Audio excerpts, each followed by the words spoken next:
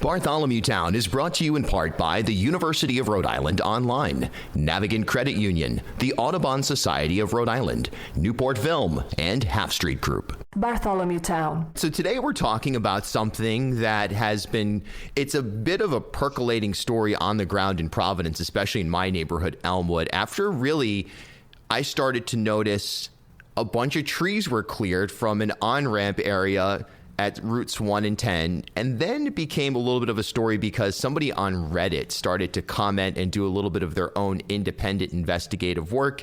ABC6 talked about it, and then it kind of died off. That is, of course, until Stumpgate, the saga of our lifetime, was elevated to the next level by the great news site EcoRI News, and Colleen Cronin joins us, the great reporter from that site, to tell us all about Stumpgate.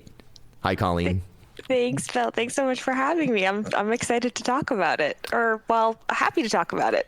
Yeah, well, there's a little bit of excitement anytime something like this happens. Of course, there's consequences as well. So anybody who doesn't know the exact area we're talking, it's basically where routes 10 and Elmwood Avenue, Route 1, intersect right at the tail end of Providence where it becomes Cranston. And there was this vast area of, well, relatively vast. We're not talking about the Sequoia, here, but a pretty impressive area of tree coverage that obviously had wildlife in it. And there's a lot of implications to tree clearing, whether it's soil erosion or flooding. We'll get into that in a second. But tell us, from your reporting, what have you learned about this story that makes it jump out, that it's not just normal everyday activity from a contractor that the Rhode Island Department of Transportation has brought on? Yeah, so it's kind of interesting. At first it was, I also saw the Reddit post, also Providence resident, staying up on what's going on. And I had a couple people send it to me also, I think because they know that I'm, environmental, reporter. And so I reached out to Rhode, and at first it did seem like maybe it was just a normal, but maybe a little bit depressing story of they're doing a lot of construction and trees had to come down. It did seem like a lot of trees to folks, which I think is kind of interesting seeing where the story ends up going. But Rhode just said, yeah, we had to take the trees down. We're going to plant them. We're going to replant them. Don't worry. We're going to add more trees back. Like, look at this beautiful landscaping plan we have for later. And so I wrote the story just about how people are kind of disappointed and had questions about whether, every time we do construction, do we have to clear a bunch of trees? Which I think is a really valid question. Like, do we have to do the status quo? I go on vacation. I come back from vacation and I see that ABC6, I believe, had written a story about how the contractors had actually accidentally taken the trees down. And I said to myself, oh my gosh, why did I not get that story? Like, I asked about this, weeks ago. This is really frustrating. And reached back out to Rhode, and it turns out that, they were not supposed to clear that many trees. It was not done with permission, and now they're trying to rectify the issue with the contractors. So I think the people who are on Reddit and the people who reach out to me, the people who pass by that spot every day, which is also really close to Roger Williams Park, I think is another important point, yes. Which is like such a beautiful natural space in Providence. And animals don't know the boundaries of where the park ends and starts, right? So like, who knows what is hopping over there. But yeah, I think people had intuition about it, and they were right. They turned out to be right. Yeah, as your reporting has shown as well at EcoRI News, it's .org, right? Yes. Yes, it's .org. I should know that. Yeah, it is. Yeah, I just checked. I'm glad neither of us knew that going into this podcast. That's super helpful. It's in my email too. I should have known that. It is what it is. The reality is, like you said, the boundaries between Roger Williams Park, or even further down where there's woodlands, so to speak, in Cranston and Warwick. I mean, we're already encroaching on natural habitats of species, be it animal, plant, fungi, whatever. And here we go with an accidental snafu. And by the way, to top it off, it's a contractor from the Rhode Island Department of Transportation. Set the scene for us why, in the wake of the Washington Bridge and legacy issues and all kinds of confusion around the bridge project, anybody who doesn't know, the executive summary in 10 seconds is there's a major thoroughfare that was abruptly closed in December of 2023. Turns out that there were major problems with that bridge and people were driving over it anyway. It had to be torn down, and now it's a whole saga.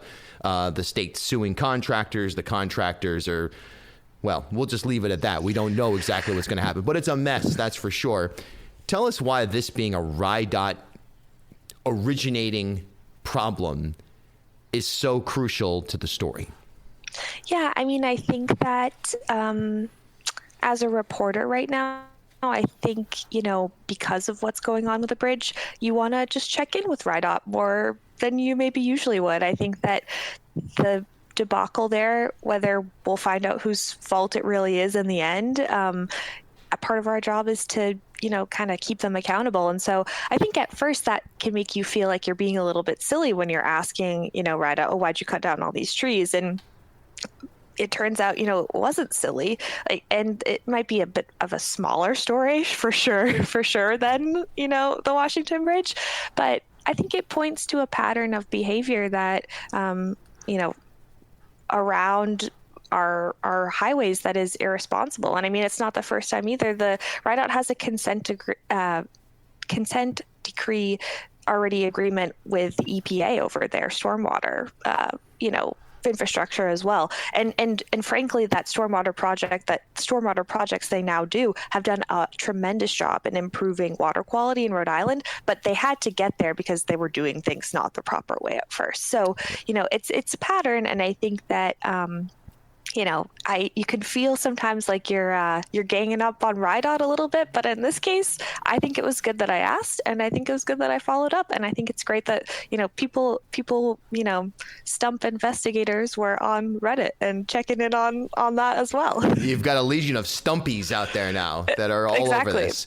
Exactly. You mentioned the water runoff piece, and look, we've seen infrastructure. I don't want to say failures, but I think it's just a collision course of an expiration date on some of the infrastructure. Let's keep it in Providence Metro, around Providence. And we certainly can remember some of that heavy rain, but it resulted, we're talking about over the last few years, some of those heavy rainstorms that resulted in actual flooding taking place.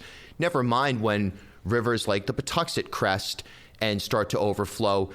So again, is this story necessarily in and of itself going to be the reason that the city of Providence goes underwater? No, but it does speak to potential microclimate change, and it definitely speaks to an indifference towards the things that we should already have locked down and centralized and understand, hey, we need to be extra careful more than ever when it comes to anything that involves tree cover, infrastructure, anything to prevent essentially an expansion of water runoff.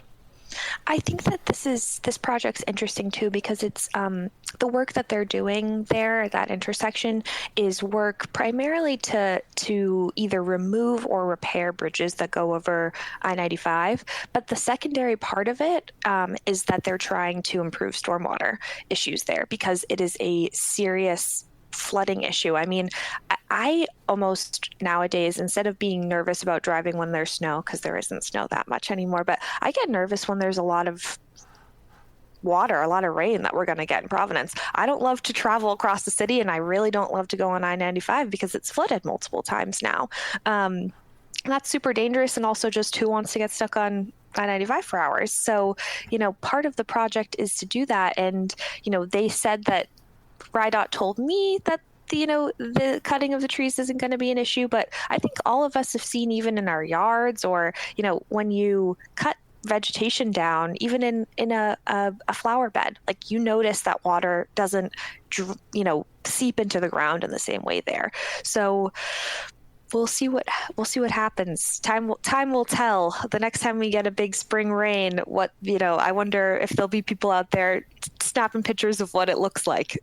I would imagine that there will be. Now with, again, here we go for the second time, a legion of stumpies out there following Stumpgate. And we look forward to the book as well, perhaps the feature film on this one. Yep. Yeah, this is definitely down the line. What else has RIDOT done?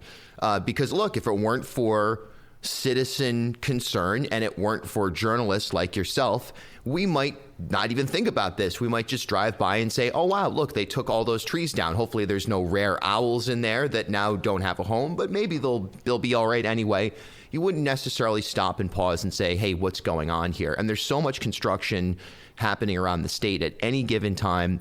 And the way we operate is in sort of cluster phases where DOT will purchase a particular, we'll say, ingredient or element of a project and kind of install it en masse across a number of projects. So they can stretch on for a long time, seem like they're in a state of disrepair or repair for extended periods.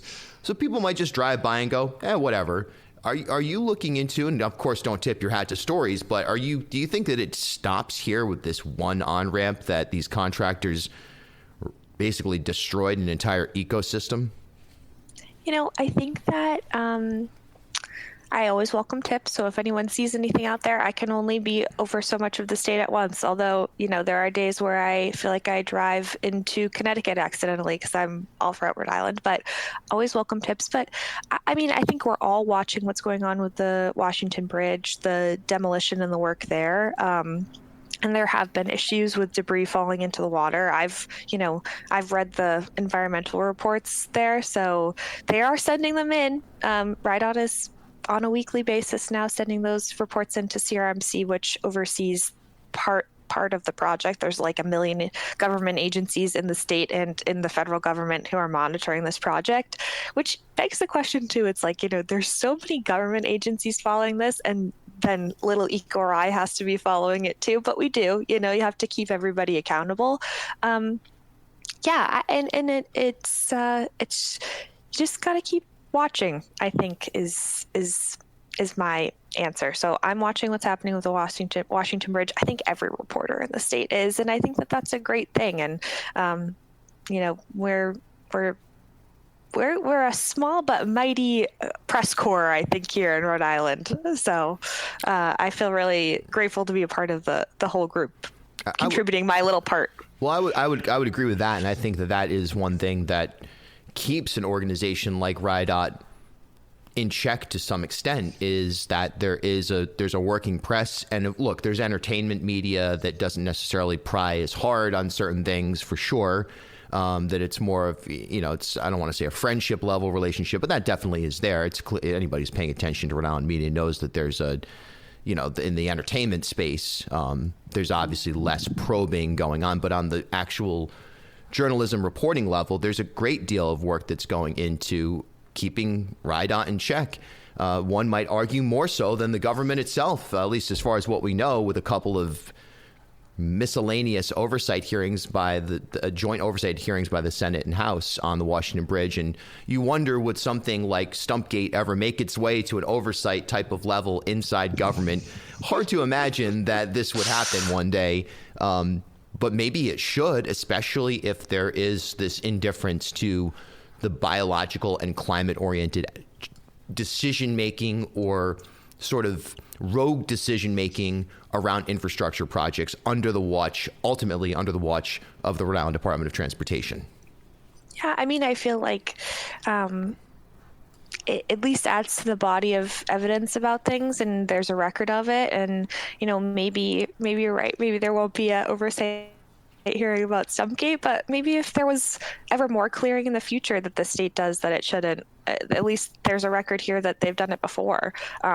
Which I think is important, even if this one story, although I appreciate how many people have read it, isn't the one that gets, to the crazy levels. Yeah, well, we will find out. This thing could continue. You're obviously on at ecorinews.org. Colleen Cronin, thanks so much for your time. And by the way, your first time on Bartholomew Town, which is shocking. Welcome. I have been a long time listener, so I so am excited. I'm starstruck. Thank you so much for having me. It's mutual here. It is literally mutual. Thanks for your time. Thank you so much. Hey, thanks for stopping by Bartholomew Town. For more content, follow me on Instagram at Bill Bartholomew.